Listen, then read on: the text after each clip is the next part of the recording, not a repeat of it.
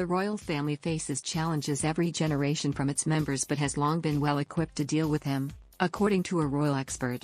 Royal commentator Jonathan Sacerdoti praised the royal family for its ability to stay relevant in the modern era. While speaking to express.co.uk, he noted that each generation of royal family members brings new challenges and reflected on Prince Harry's issues with the monarchy. He noted that the Queen and the monarchy, as an entity, have become very good at dealing with these challenges. He highlighted that Princess Diana proved difficult for the royal family to deal with but, like with Prince Harry, the royal family will be able to resolve any issues. Mr. Sacerdoti said, "The royal family is constantly having to adjust to the modern world.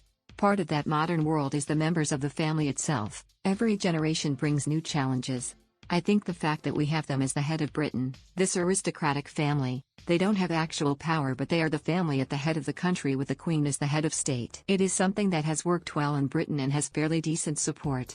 But every generation of that challenges it in one way or another. If you are born into that family, I think it is obviously quite difficult psychologically as an individual. But there are measures in place, routes you can take, that help you to deal with that.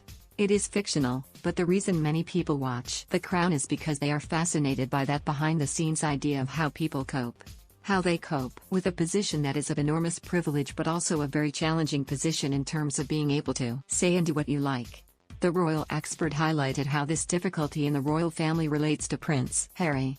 He said, "Prince Harry is a great example of that. We saw him growing up in the spotlight from the word go. His mother Princess Diana was obviously massively high profile across the whole world. She provided challenges to the royal family from an outsider marrying into it. She was also quite unlike other members of the family and of course that ended very tragically. Most tragically for her children William and Harry, so I think Harry then grew up with having to deal with the sadness, grief and trauma of losing his mother in such a high profile and traumatic way at such a young age.